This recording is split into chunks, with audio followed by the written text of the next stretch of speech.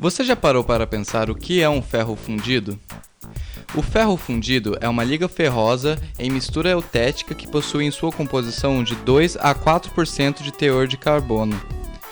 Ele possui baixo custo de produção, fundição em temperaturas entre 1147 a 1350 graus Celsius e seu processo de fundição permite a obtenção de peças de grande volume e geometrias complexas. O ferro fundido é obtido a partir de uma matéria-prima denominada gusa. O gusa é uma liga de ferro e carbono contendo de 3,5 a 4,5% de carbono e outros elementos residuais como silício, manganês, fósforo, enxofre, entre outros. Para obtê-lo, são depositados em alto forno o minério de ferro, o combustível, coque ou carvão vegetal, e o fundente, geralmente o calcário, onde uma grande quantidade de ar aquecido ativa a queima do combustível, dando origem a reações químicas que acarretarão na redução do minério e sua transformação em gusa. Antes do minério ir para o alto forno, é preciso obter pedaços que medem entre 10 e 30 milímetros, para o correto funcionamento do alto forno.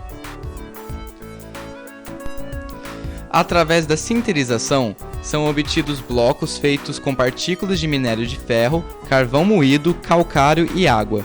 Isso tudo é misturado até se obter um aglomerado.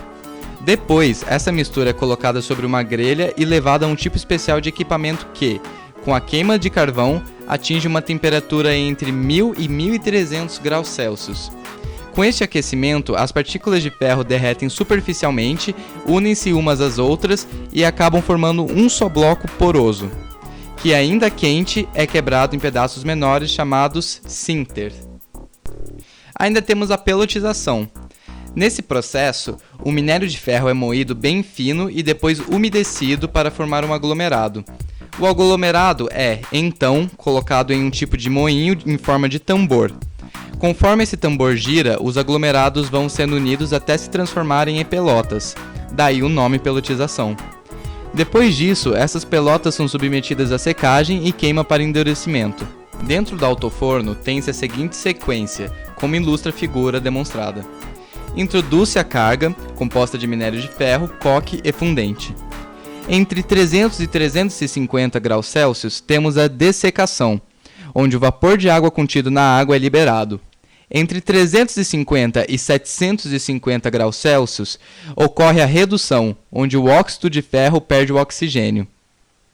Entre 750 e 1150 graus Celsius temos a carburação, onde o ferro se combina com o carbono formando a gusa. Entre 1150 e 1800 graus Celsius ocorre a fusão, onde a gusa passa para o estado líquido. Em torno de 1600 graus Celsius ocorre a liquefação, onde a gusa se separa da escória.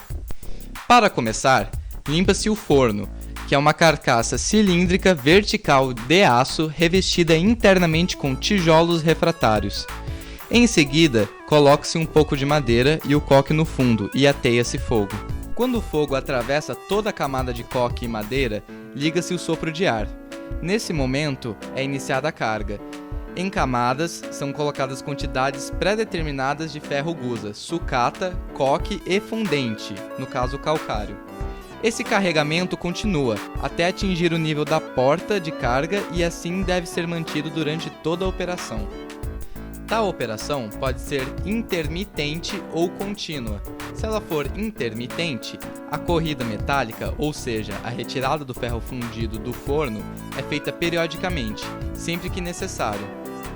No segundo caso, o material fundido é despejado continuamente na calha de vazamento. Nessa calha, há uma bacia que separa a escória do metal. Esta, por apresentar menor densidade, flutua e escorre lateralmente. O ferro corre para a panela de fundição. E como será que são classificados os ferros fundidos? Primeiro vamos falar do ferro fundido cinzento. Entre os ferros fundidos, o cinzento é o mais comum, devido às suas características como baixo custo, em geral é fabricado a partir da sucata, elevada usinabilidade, devido à presença de grafita livre em sua microestrutura, alta fluidez na fundição, permitindo a fundição de peças com paredes finas e complexas, e facilidade de fabricação, já que não exige equipamentos complexos para o controle de fusão e solidificação.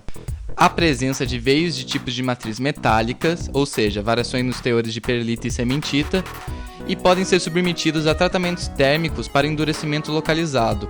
Porém, em geral, são utilizados principalmente no estado bruto de fundição, podendo ainda ser normalizado ou recozido por tratamento térmico.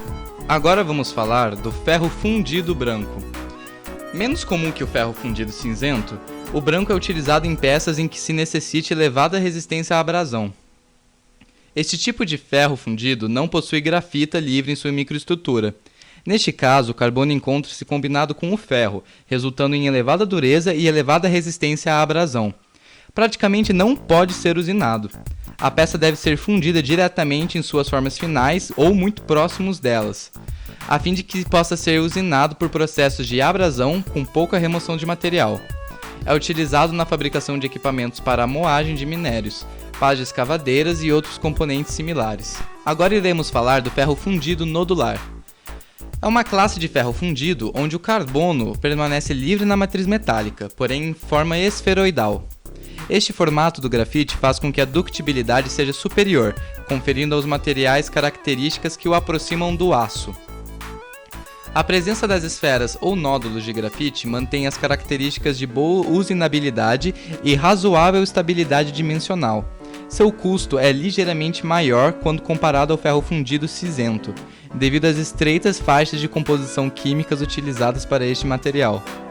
O ferro fundido nodular é utilizado na indústria para a confecção de peças que necessitem de maior resistência a impacto em relação aos ferros fundidos cinzentos, além de maior resistência à tração e resistência ao escoamento, características que os ferros fundidos cinzentos comuns não possuem à temperatura ambiente. As propriedades mecânicas dos nodulares são boa resistência mecânica à tração, boa ductibilidade e resiliência e boa resistência à compressão. Agora falando do ferro fundido maleável, podemos dizer que eles possuem alta resistência mecânica, baixa ductibilidade e resiliência, boa resistência à compressão, fluidez no estado líquido, o que permite a produção de peças complexas e finas. A obtenção é feita a partir do ferro fundido branco, em um tratamento térmico chamado maleabilização. A peça do fofo branco fica submetida a uma temperatura de 900 a 1000 graus Celsius durante 30 horas. Suas aplicações são conexão para tubulações, sapatas de freios, caixas de engrenagens, cubos de rodas, bielas, alças de caixões, etc. Agora iremos nos aprofundar um pouco mais nas aplicações dos ferros fundidos, começando pelos cinzentos. Tal ferro fundido possui diversas aplicações como visto na tabela em tela. Dependendo de suas dimensões, podemos citar utensílios domésticos, pequenos tambores de freio, placas de embreagem, cabeçotes e etc. O ferro fundido branco possui aplicações em rodas de vagões, cilindros coquilhados, revestimento de moinhos e etc. As indústrias mecânicas de materiais de construção de veículos, tratores, materiais elétricos utilizam em grande escala peças de ferro fundido maleável. Entre as aplicações mais comuns podem ser enumeradas as seguintes: conexões para tubulações hidráulicas, conexões para linhas de transmissão elétrica, corrente, suporte de molas, caixas de direção, caixas de diferencial, cubos de rodas, sapatas de freios, pedais de embreagem e freio, bielas, colares de tratores, caixa de engrenagem, etc. O ferro fundido nodular pode ser aplicado em componentes de máquinas sujeitos a choques, componentes hidráulicos tais como manifolds, embolos, tapas de cilindro, válvulas hidráulicas, engrenagens, porcas, eixos, cabeçotes, rolos para leito de esfriamento e etc. Bom, chegamos ao fim. Agradecemos pela atenção e esperamos que tenham gostado e aprendido com esta apresentação.